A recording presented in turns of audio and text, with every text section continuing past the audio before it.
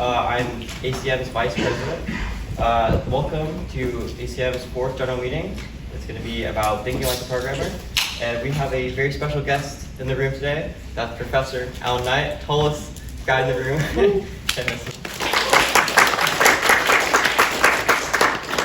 Yeah, I'm going to go over a few announcements and then I'm going to hand over to him for the rest of the meeting. So yeah, today, this week is week 7. Today is November 8th, and of course we have the general meeting. Wednesday we have competitive programming workshop series, as well as an ACM Highlander Gaming Gamespawn social, which is going to be from 5 to 7 p.m. at Bourne's A265. And then Thursday we have a career readiness workshop series, and we'll be learning about mock interviews. And then Friday, no school, so enjoy the day off. And then week 8, we have a weekly leak code session. And then for Tuesday, we're going to be doing a study abroad Q&A, 4 to 5 p.m. And I believe they announced it's at Japan, is that correct? Yeah. Yeah, so it's going to be at Japan for next summer, I believe. So if you're interested, come out to 4 to 5 p.m. at Wichita Hall 205-206. And then Wednesday, Thursday is going to be the same repeat as last week. We're going to have competitive programming and career readiness workshop series. And yeah, so that's all the announcements we have. So we just fixed our ACM Clubroom access. So if you would like to have your R card attached to the Clubroom, contact any of our ACM officers and we'll get that access for you. So yeah, we have a QR code right here. This is ACM Workshop Opportunity. So we're going to have a meeting. This is going to be about project showcase. So if you have a project you want to, oh wait, sorry. Maybe you want to talk about it? Yeah. No, I'll take care of it. Yeah. Yeah, sorry for the confusion. So apparently, this workshop opportunity, how many of you guys have enjoyed our workshop so far? Nice, it's cool. Well, if you guys are ever interested in leading a workshop on your own or with a couple of friends, this is a special opportunity. So this QR code leads to a submission form where you can submit your own idea for an ACM at UCR workshop. So basically what you have to do is that you fill out information about what your workshop's going to be all about, what's the plan going to be, and pretty much your workshop can be from anything. It can be a technical workshop, so you can do something based on Python, back-end development, data science, whatever. Anything that's cool, you can submit your idea and we can review it, and then if we think it's a good idea, then we'll get you guys up and then we can get you guys started on your workshop. This is a really cool opportunity if you guys are really into into teaching, all sorts of technical and stuff, technical development and professional development. So yeah, if you guys are interested in that, scan the QR code, that goes to the Google form, and then yeah, that's pretty much it.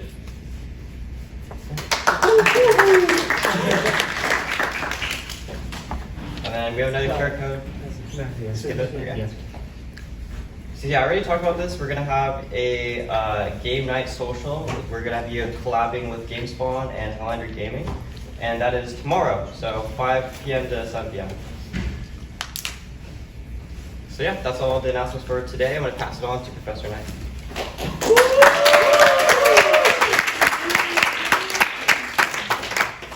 See, hopefully I don't spill my.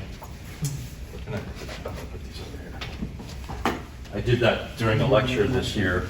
I spilled my water on my laptop in the middle of lecture. Luckily, I don't know, my laptop was actually Dell XPS 13, apparently a very good laptop because it never had a problem with it. And I spilled a good amount. I thought I had ruined it, but it actually kind of. So yeah, I'm Allan Knight. If you've taken my class, one of the things you know about me is I go by Allan, so please, feel free to call me Allan whenever you see me. When you're talking to me here, you see me around, you can always call me Allan. I'll answer to Dr. Knight, but I look for my uncle because my uncle was a professor before me. I'm an assistant professor of teaching, so I'm concentrated on that. I'm also the undergraduate faculty advisor for computer engineering. More importantly, I've got about 25 years of industry, 26 years of industry experience. Before I was in academia, I worked I worked in San Bernardino at Optimus Technology. I worked in Brea at Ericsson. I worked in Santa Barbara on GoToMeeting. I worked on Sonos. I worked at a startup, and I worked at Amazon. So I worked at a lot of different places. So I like that I got to do this topic. I've been programming since I was 12 years old, so that doesn't seem too impressive. Most of you are going, yeah, but I did it when I was 10. Doing it at 12 when I was 12 years old was darn near impossible, but I got to do it. I really enjoy it. So what I'm going to do in this talk is I'm really just going to put up a bunch of words on the screen that sort of have things that mean something to me and that have come from my experience over the years. So the first one is, I call this the Ratatouille quote. So you remember the movie Oh, you guys gonna follow me around? No, it's okay. Okay, because I walk around a lot. I'm just zooming out. So, just like in Ratatouille, they talk about anyone can cook. Good ideas can come from anywhere. This is a big reason why diversity is so important. The way I look at it is, in the human history, we have basically deliberately excluded at least half of the people who could possibly have good ideas. So part of what we're doing now in the modern age is trying to fix that. So good ideas can come from anywhere, which also relates to anyone can be a programmer, right?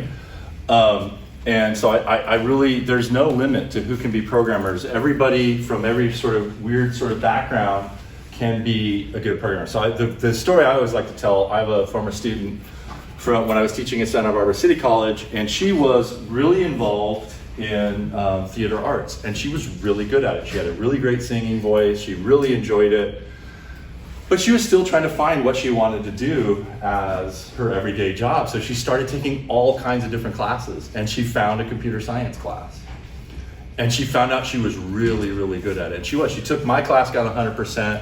She ended up being at Santa Barbara City College, the computer science student of the year.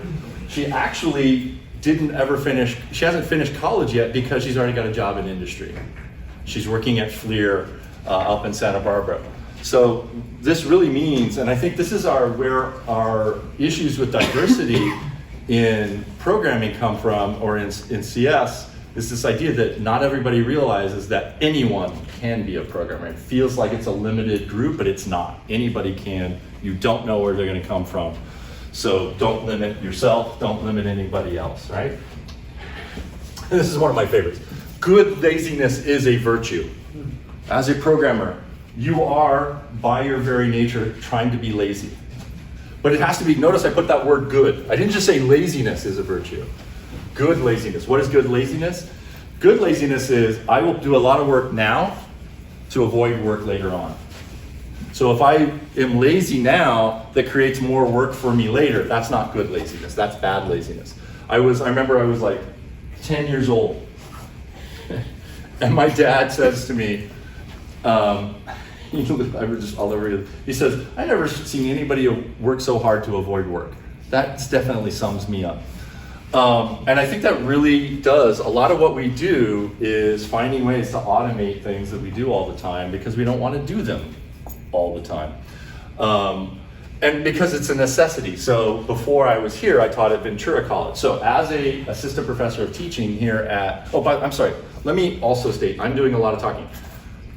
You guys, if you've been in my classes, you know I like to be interactive. Feel free anytime to chime in or ask questions. Please, I like to have, none of the things I've said yet are weird or controversial yet, so I'm not expecting too much, but they will get a little controversial. Not really, but please state what I'm open to talking. So as a professor in a community college, your load is 5 classes every term.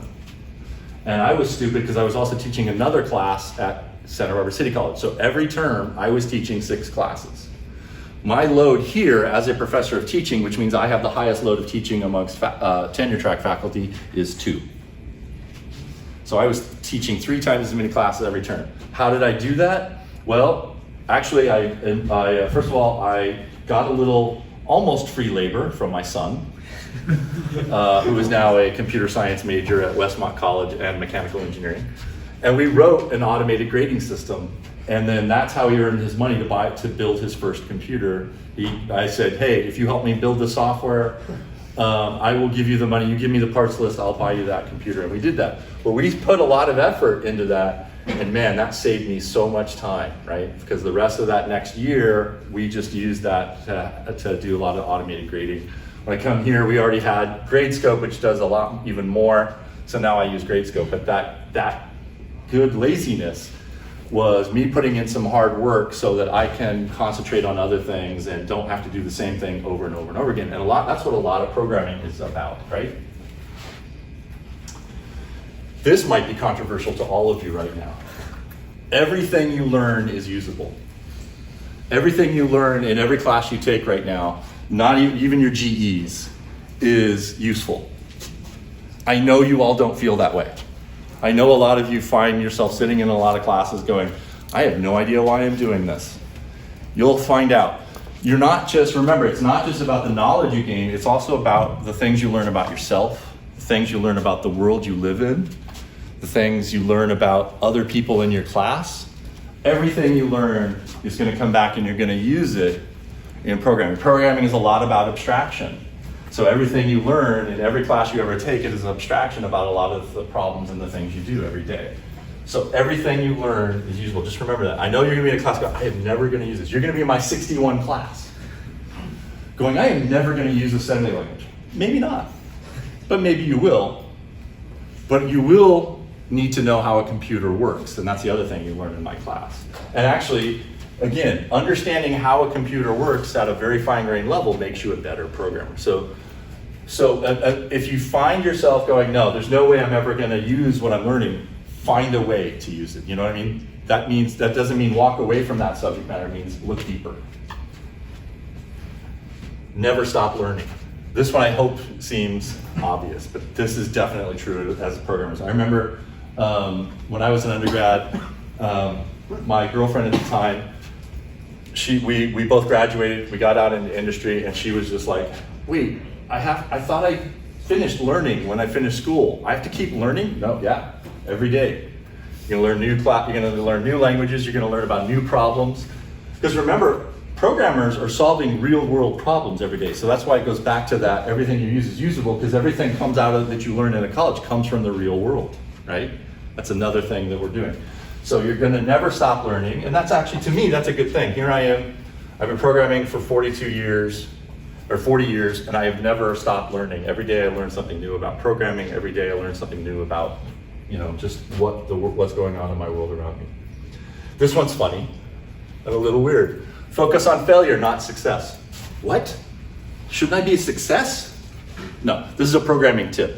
If we look at the way, especially beginning programmers program, they always would concentrate on what I call the happy case. Everything just went perfectly, yay, it's gonna work great.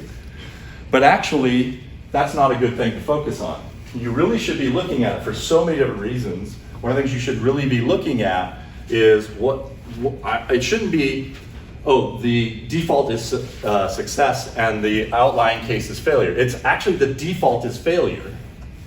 And only if everything is right do you succeed. Let me give you a real world example that used to be, I don't know if it still is, but it used to be in every software engineering textbook. And it was called the Therac 5000. So the Therac 5000 was a radiation treatment device for cancer patients. And it killed 5 people. Because not only did they not focus on, it wasn't just because they didn't focus on failure, but it was that they were doing a lot of things like, so the reason this comes up is what was happening is they were overdosing their patients. Well, why were they? Well, because they kept getting this error message and it said something along the lines of error 6309, right? It was completely and you could press only one button, okay. Guess what pressing okay did? Delivered more dosage of radiation, and they kept upping the dosage. So there, the actual default behavior was to deliver more dosage of something that's very dangerous. I actually worked on, when I worked at Optimus Technology, I worked on a replacement for traditional radiation treatment. It's something called proton beam treatment. And it's safer than traditional radiation treatment, but our hardware was set up. There was one piece of hardware where every button had to be lighted up because every one of those buttons every system was in a successful state, was in a good state. If one of those lights was off, the system would not work. The default behavior was failure. I still talk with friends, it's been over 20 years. The worst accident that has ever happened with the Optivist technology stuff is somebody broke their arm. But nobody's ever been, and that was actually because there is a mechanical part to it. Somebody got their arm caught in there. That happens. But actually nobody has been had an overdose incident because we focused on the failures rather than focused on the success. There's a great story for me, a great story because I'm involved. No, one of my first UIs that I ever wrote, which was, by the way, in Qt, one of the frameworks you guys talked about in your the Qt hack workshops. I've been using that for over 20 years. And so I was very proud, so it was going to be the control system for this, the brand new control system that we had. I brought it up and I showed my friend Sasha, and Sasha goes, oh, that's great. Let's see what happens. He mashed the keyboard and it crashed immediately. I was too focused on the happy cases, right? And so I had to go back. And I actually, to this day, still use that test case. When I create a UI, first thing I do is I mash the keyboard. I'm actually pretty happy that this, first of all, didn't crash. Second of all, it's not going to the next slide. See, they did a good job, right? Good.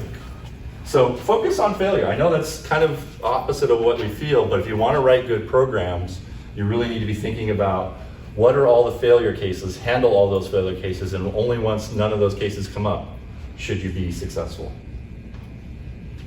Run early and often. I thought of changing this slide differently today. And instead of having run early and often, I was gonna say something more controversial. Run like you vote, early and often. Sorry, bad joke. Run early and often. So I do see this amongst beginning programmers. The sooner you can start running your code, the better. Even if you only have one line of code, if you can get it to run it. And run often. The reason I think this is true, and I've seen people who are like, nope, I'm not gonna run anything till I know everything is working. Well, how do you know if everything's working? If you don't run it, right? And the other thing is, every line of code you add, guess what you're adding? Complexity. The more complexity you run before you run it, the harder it's gonna be to figure out what the current problem you're having is. And actually, the more problems you're gonna add that are gonna come on top of each other and make them look like different problems. It's almost like your problems, you ever seen like when you add up different kind of waveforms, sine waveforms, you get a completely different sine waveform. It's the same thing. If you get all these mistakes going, they look like a totally different mistake, right? And so you start going down the wrong path. So the earlier you start executing, the earlier you can find the problems that you have and you can fix them before you move on to the next, right? Questions, comments? I talk fast and loud. Okay, so you guys are just accepting that everything I say is good. Okay, good, all right. Okay, so this is life advice as well as programming advice. I say this anytime it's better to do the right thing than to be right. That sounds like a really weird sentence. Sometimes doing the right thing is actually not you being right, right? And actually, you can do something that is wrong, but it's the right thing, right? I remember when I worked at Amazon, I did not work at Amazon very long. It wasn't, Amazon was bad, it was the group that I was working with because they were a small startup that they bought. One of the, what do they call them, the ideals of working at Amazon is being right often. That is actually the worst, often being right, or be right a lot, or something along those lines. That's the worst ideal I've ever heard in my life. Because what does that turn into? That doesn't turn into you doing the right thing. That turns into you arguing that you're right. And sometimes even when you're wrong, and mostly when you should be doing something else that is the right thing. So this applies to a lot of, this is kind of more abstract and stuff, but this goes in engineering and everything, in life in general. It's better to do the right thing than to be right. This one maybe to you guys isn't controversial, but it was controversial to one of my professors. They would absolutely disagree with this statement. Programming is an art form. I can prove it, or I have a good proof of that. I feel like it is just like art. Just think about it. If you try to paint a picture of me, is there only one way to paint a picture of me? There's tons of ways to paint a picture of me. None of them are going to be good because it's me as the subject. No, I'm just kidding. But there's many different ways. It's the same thing actually with a program. And even mathematically, you can show that you can actually have infinitely many versions of the program that has exactly the same outputs, right? So it's definitely an art form. And that's kind of the hard part to teach sometimes, right? That involves just sort of innate talents or whatever. But that also goes back to the diversity of ideas, right? Same with art, right? You need that diversity to have different kinds of art, different ways of looking at things, different ways of expressing things, different outcomes from the same sort of thing. There's no right answer either. So always be open to the fact that you're not always right. Be open to different ideas and different ways of doing things, or different ways of seeing things, right? But programming is also an engineering discipline. I'm like, okay, Al, I know, we're in the College of Engineering. It's actually kind of controversial. Like, we're the only engineering discipline, or one of the few, that doesn't have a professional. There's no such thing as professional engineering of software, right? But we are an engineering process. Maybe we do need that. We see this time and time again where there's a lot of really bad software out there because we don't get held to certain standards of engineering that other disciplines do get held to. But this is very definitely an engineering discipline. And engineering means a lot of different things, right? To me, one of the biggest things it means is collaboration. It means working with other people. It means good design, right? It means a lot of these things, and it means discipline too, right? It means making sure to come up with the right approach, coming up with a good idea, handling all the failure cases, making sure you get to good success cases. So it's definitely an engineering discipline. So you should think like an engineer. This goes back to everything you learn is usable. If you don't feel like you have enough understanding of what engineering is, go take an engineering class, right? Learn what good engineering practices are, because probably some of the other engineering disciplines are better at the engineering practices than we are. This is a weird one. Programming is about tension. How many people feel tense when they program?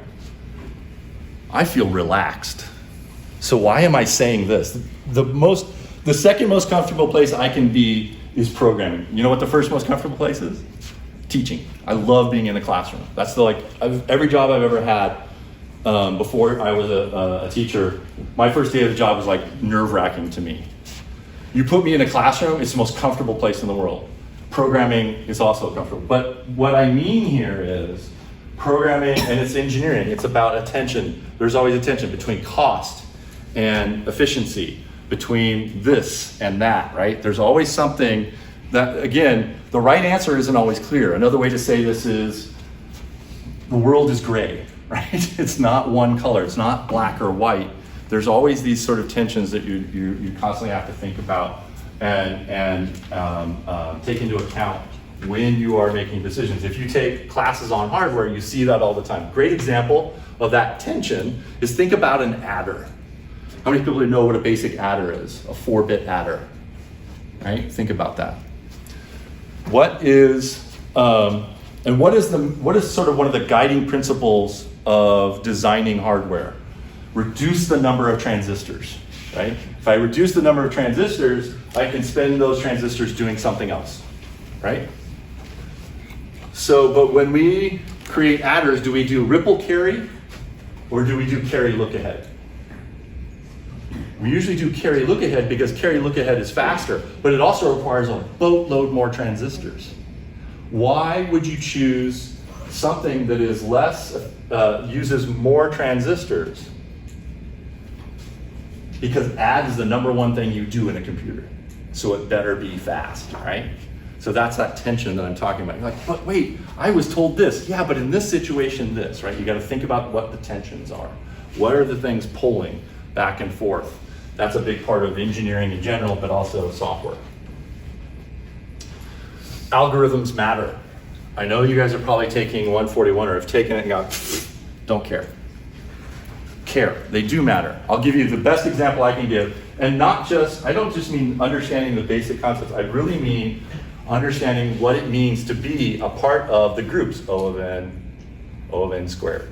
I'll give you an idea. I'll give you an example. I was working in industry at Ericsson, and I was reviewing some code, and the other engineers had designed a system, a subroutine to look up a state. and they were using a binary search. I'm like, okay, binary search, that's fine. But I asked them, I said, what's the maximum number of states you're going to search? 10. Why would you use a binary search? Oh, because it's faster. Whoa, whoa, whoa, stop. It's a member of O of n if what? If for some function f of n for n, is less than O of g of n for some n greater than n not. In other words, there's a minimum number of data items before it actually is faster. So I said to him, so now you've created more complex code, binary search versus linear search, that is actually slower. There is a tension there, and this one is black and white. You should go for the more efficient. Think about how many people here have seen or kind of understand quicksort. Right? Quicksort has a pretty high end not. It's at least like 100 before you get any really good speeds, right? And then it also has to be reasonably randomized data before it's really, because otherwise it just degrades to n squared, right? So understanding these things matters. And so I don't want to put down things like code boot camps and stuff. There are people who are benefiting from these, but one of the things they sort of give up is really good understanding of algorithms. And I've done this where I've talked to people and said, you don't need a degree in computer science. And I ask them exactly the question from the example that I just gave you, and none of them can answer the question of why you would not do the binary search. Right? They don't fully understand. Which is fine. That doesn't mean everybody has to have a computer science degree, but they do matter. There's other ways, right? So my friend from grad school, Stefan Karpinski, holds the record for the fastest traversal of the New York subway system, right? You're like, Alan, why are you talking about traversing the New York subway system in a talk about programming, especially about algorithms? Well, that's a special application of a particular algorithm, traveling salesman. What they did there was, so the traveling salesman problem is a well-known, very hard problem, right? It's called NP hard, or one of those classes of problems. And there you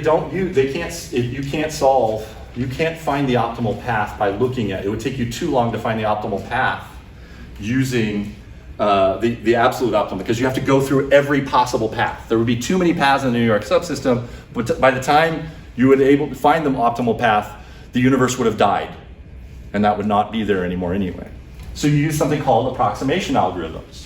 Approximation algorithms don't find the optimal, but they guarantee that the optimal will be within some percentage. So by understanding algorithms, if you push that algorithm just to be 1% better, 1% more optimal, you could save big companies a lot of money, right? 1% would save UPS, Amazon, FedEx, the USPS a ton of dough, right? Because that is the algorithm that they use to determine how to route their trucks when they make deliveries, right? So algorithms matter. Study them, know them. This one, some of you may not like this. Programmers cannot ignore hardware. You cannot, right? You try and try and try, but you won't be able to do it. At some point, you have to understand the hardware. Number one thing you have to understand about the hardware are what we call memory access patterns. Did you guys learn about how arrays are stored in memory? It's called row major, right? Why is that important? What does row major imply? What are you doing when you take a two-dimensional array and put it into a one-dimensional array? RAM is a one-dimensional array. What that means is I'm going to take each row and put them end to end into RAM, right?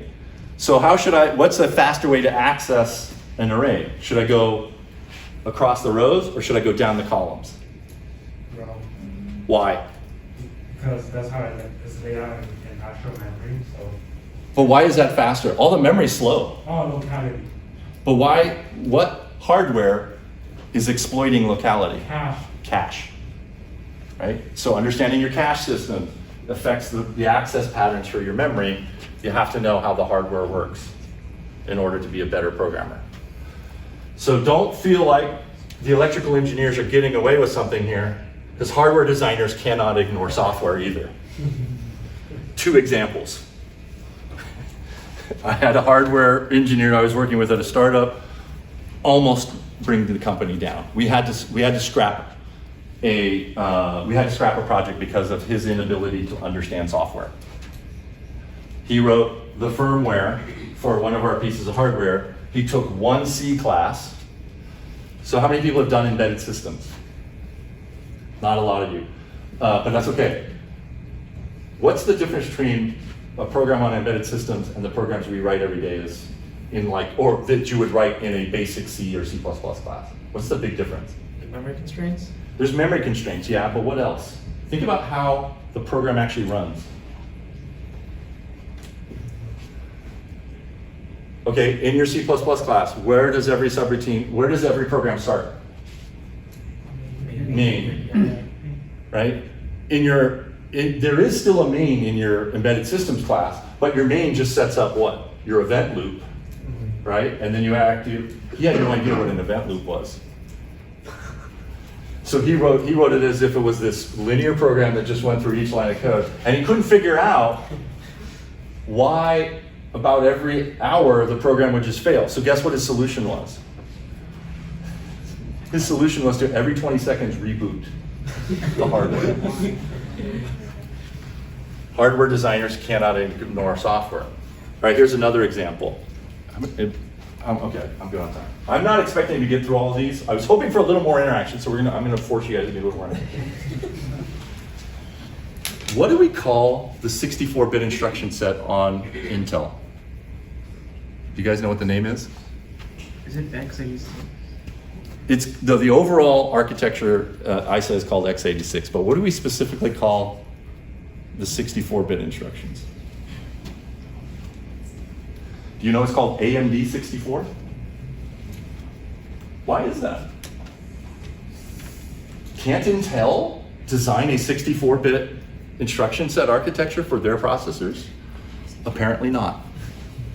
And it has to do with the fact that the hardware designers ignored software. So there is something called IA64. And it's a miserable, miserable failure, and it's used now as an example of how not to design ISAs. So literally what happened was, Waleed, the chair, Waleed Najjar tells the story, they basically designed the entire new ISA without talking to any software people, and they went, here you go, we did these really cool things. Software guys look at it and go, I can't write a compiler for this. What? Nope, I don't know the details, but basically the software guy said, we can't write compilers for this. It's not gonna work. And they eventually did. It took like 10 years. And it still didn't work right. And then AMD came along and went, you know what, we're gonna design a new 64-bit ISA, and we'll talk to the software guys, and now when we write 64-bit, so all applications now on Intel are 64-bit, they're actually using AMD 64, right? Hardware designers cannot ignore software either. Goes both ways. Oh, this is one of my favorites. This is actually the first slide I created for this talk. The ability to learning. So first of all, this is a slide about languages, and I'm obviously already having problems. The ability to learn programming languages is more important than any specific language. Now, hopefully you guys already know this. I think as even like freshmen in sophomore, you start to understand this, right? So the question I always get from people who are looking to get an industry, Alan, what's the most important language I should know? And I'm like, I don't care. But learn how to learn languages.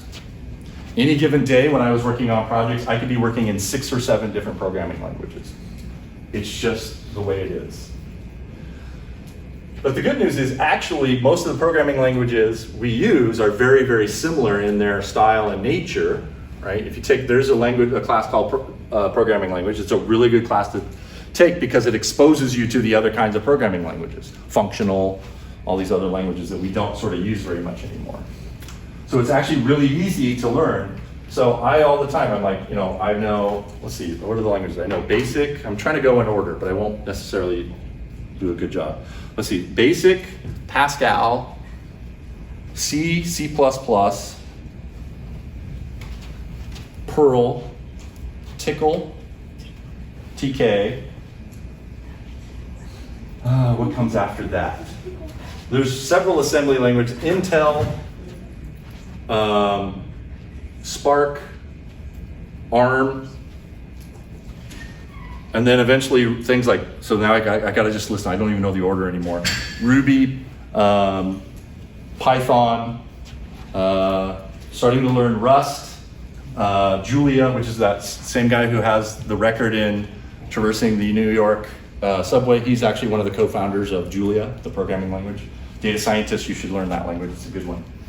Gosh, what else have I been learning? Oh, my son just showed me the last one, number 15, chicken. Have you guys seen the chicken language? Have you guys seen it? I've heard of it. Yeah, it's actually there's only 2 tokens in chicken. The word chicken and carriage return. Chicken is 1, carriage return is 0. So it's actually it's not technically a programming language, it's actually an ISA. It's actually basically its own assembly. But not assembly, but actually a binary representation of a program. It's called chicken, look it up. So that was 15, and I'm sure I'm missing languages that I've learned. I have learned Lisp. Oh, Swift, I forgot Swift. Kotlin, Objective-C. It hurts me a little bit every time I think about that language. It's still better than Lisp. Yeah, so a bunch of languages. And I'm okay with learning. I'm 52 years old. I'm okay with learning new languages. I know I will be learning new languages. It's fine. First thing you do is look up how to do a loop. Second thing you look up is how to do an if statement. And then you do subroutines and you're off and running, right? You just go from there. And the patterns are very similar across all these different languages, right? So don't worry about what languages you know. Just make sure you can learn them. And then there's a corollary to this, a couple of them. One of them is C and C++ are important to know. Doesn't mean you have to be experts. It doesn't mean you have to know everything about it. It doesn't mean you're going to use them every day in your career. But you do need to know them. There's a couple of reasons that they're important. The main one is, does anybody know what language Python is written in? C. What language is Ruby written in? C. What language is Java written in? Have we noticed a pattern yet? Yeah. What language is C written in? C. We call it a self-aware language, right? You're always going to need some, so it's kind of like so as time goes by, you need to know less and less assembly, but you still need to know a little bit. Where are some real world examples where you might need to actually know assembly? Does anybody know? Like finance? No. Yeah, God, no, you might. But probably no, because that'll come up in another one later. The best answer is operating systems. How do you switch from privilege mode to non-privilege mode in C++? There's no instruction to do that. So you have to know assembly, right? C and C++, most operating systems, most programming languages are written now in C, C++. That's changing. Nothing will replace C and or C++, except maybe Rust. Rust has a chance. It's the first language I've seen that actually has a chance. Linux just announced they are now accepting drivers written in Rust. Rust is a really cool language. It probably will replace C and C++.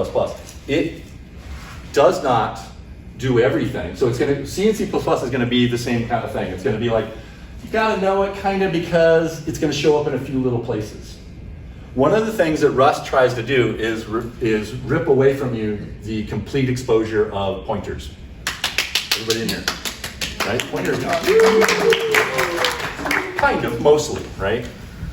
It's definitely no longer giving you raw access to pointers. It's trying to make sure that our programming languages are the memory management is cleaner. It's very hard to get a memory leak in Rust. If there is, it's probably in the implementation of Rust itself, not in your code, right? Rust takes into account one of the things I just talked about, which is concentrate on failure instead of success. So one of the things it does is it takes all the assumptions of C and C++ and turns them on their head. Any variable, if you don't do anything to it, right, is mutable. You can change its value. You can, how do you make it constant? You have to explicitly say that it's constant. Rust is the exact opposite. Every variable is considered immutable or constant unless you otherwise specify. In other words, what they're really trying to tell you is you need to think about whether or not a variable really needs to change. That's sort of changing the paradigm, spinning it on its head. And the result is that we get better quality code out of that. So Rust has a good chance of replacing. I would have, like 5 years ago, this parentheses would not have been here, and it would have just been like, nothing will replace C and C++. But Rust has that chance. We're actually even starting to talk about in the department whether or not we want to start teaching Rust. It's a good language. I learned that one from my son. I mean, I knew of it before, but he showed me sort of my first, some of the first things about writing Rust code, so that was kind of cool.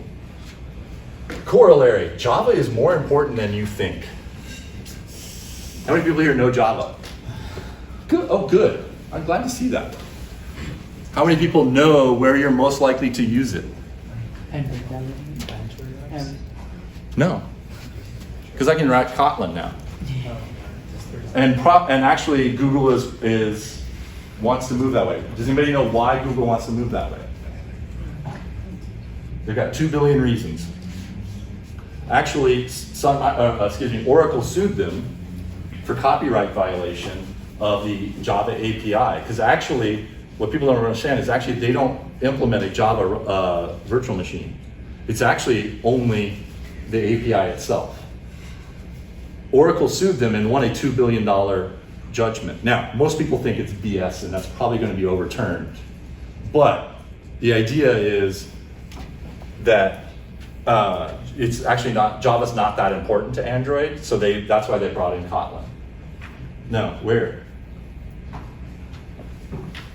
Okay, let me ask you this. If you write it back in, what language are you going to use? What? JavaScript, is that what you said? No? You said nothing? I heard voices again? No, I'm just kidding. What language? Nothing? You guys don't write backends? Python. PHP. No. What's that? PHP. No? Oh God, no. I know, that was another language I forgot to mention. I know, PHP. I'm very glad I'm having flashbacks now. Thanks you for reminding me. No. Java.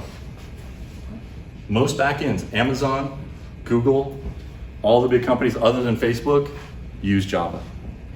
Spring Framework, know it, learn it. Java is actually a really good language to know, and there's tons of jobs because most people go, I don't know what am I going to use Java for. I know it, but I'm not going to use it in industry because it's only good for Android apps. It's actually a really important language, and it's a good language. It's a nice language. One of the things I like about it, I like to steal their API as well. That's what I did in undergrad. I wrote my own libraries in C++ that mimicked the API of Java because it had really good networking and threading APIs. So I wrote my own C++. This is before C++ 14 that included the new threading API. And so I wrote my own threading API in C++ that was actually the same exact API as Java because it's a really good API. Right? It's really simple. Create a new thread, start, right? Really easy. So I created, if you've ever done threading in C, you go, well, okay, let's go. I have to create a pthread context, and I got to do all these, and then eventually I start. So I just put that all under the hood, right? And then on top of that, I put that API, so it's a lot easier. So Java is a really good language, but I also think it's a really good design. They have a very good design of their API, so check that out. I have to check, Rust might be better, I don't know. C++ is doing better with the newer versions of C++. Okay, please learn this one. A hammer is not a screwdriver. I know you guys all know that. Okay, when you learn a new language like Python, it's not applicable to every project.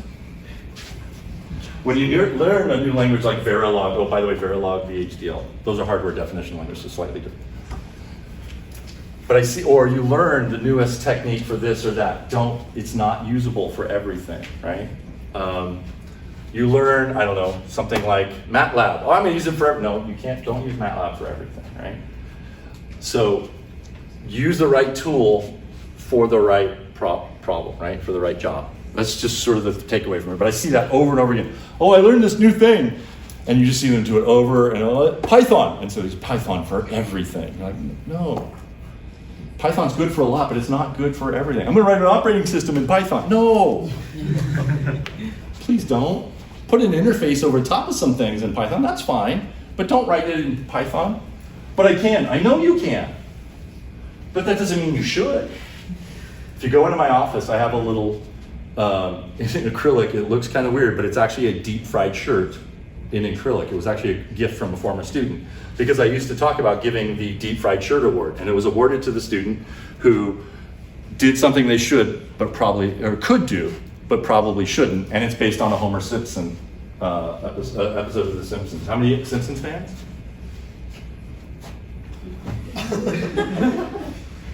Yeah, he's only raising his hand because he's in my class right now and he's trying to get us. Which is smart. No, he's not wrong. So there's this great scene where, so remember, so The Simpsons started when I was 19 years old.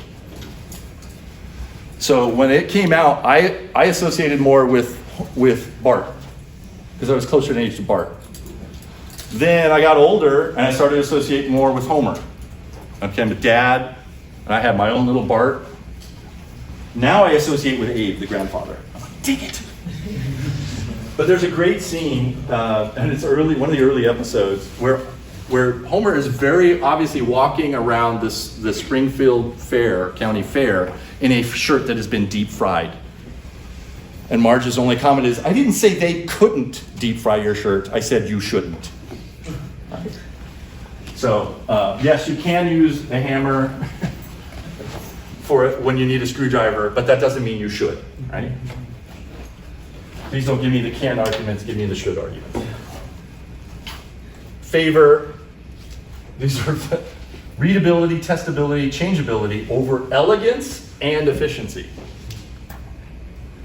These are important. When you want to have code that is readable, supportable, testable, more important, changeable, you need to do that. Elegant solutions are cool, but they're usually just an excuse to write obscure code that nobody can maintain. Efficient is important. So that's one of the tensions, right? Here's a tension, right? Elegance, readability, changeable with efficiency. That's a tension, right? But it's very important.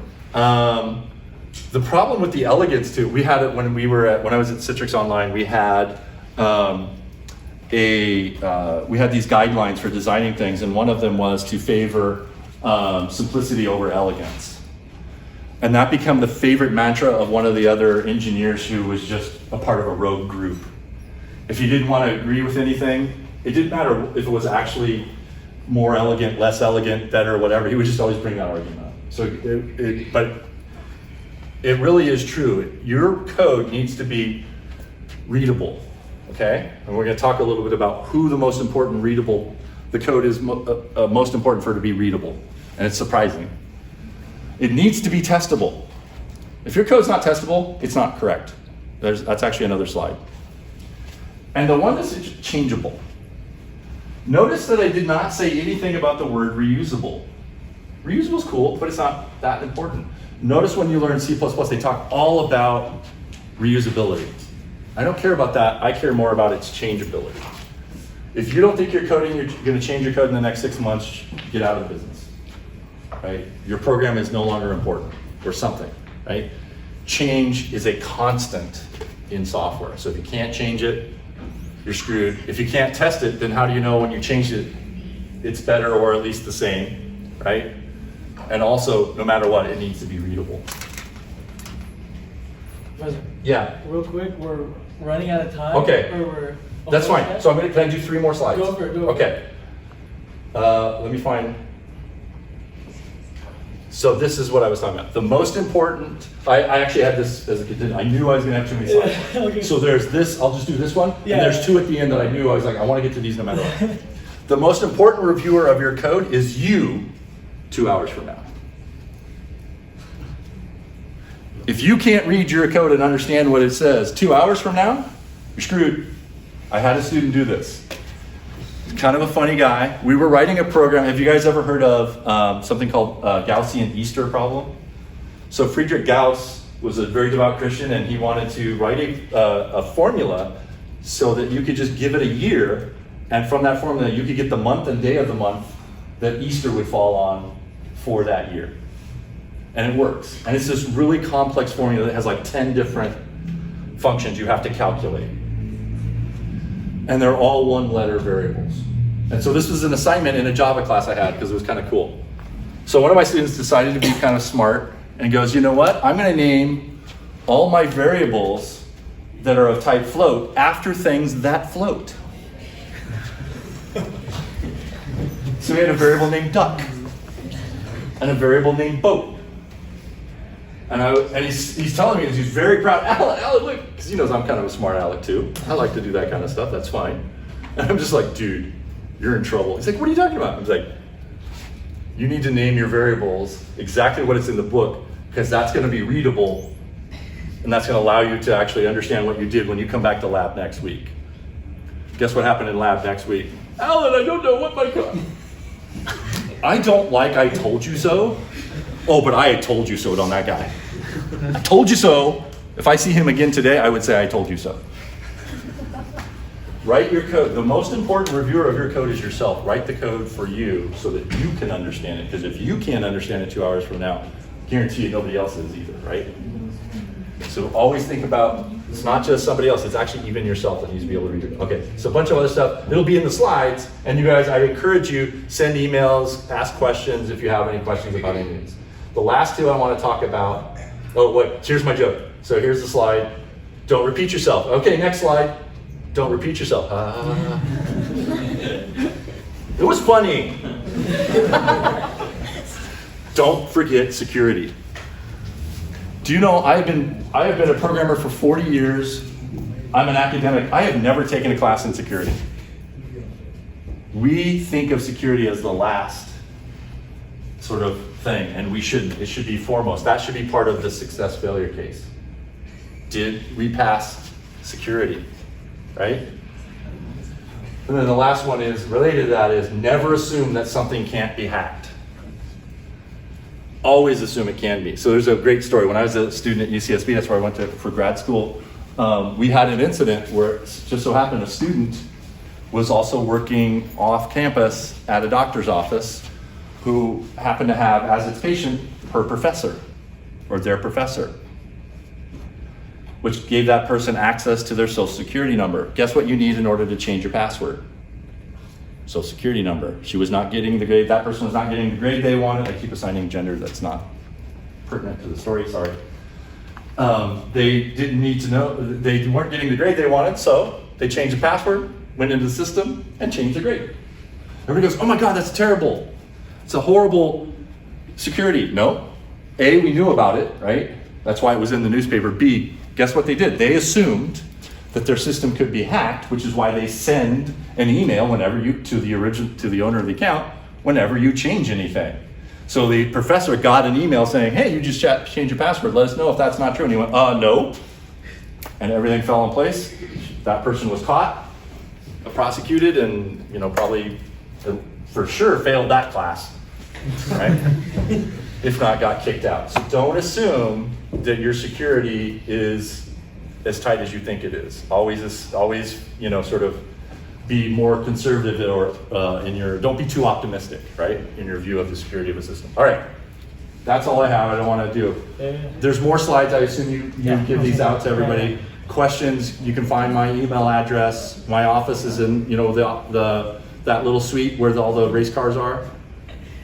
You know where that Bourne's A159, that's where my office is. Come in, say hi, ask questions, challenge me, or just come into, I have some cool retro gaming equipment in my office too if you want to play some cool retro games. Thanks guys.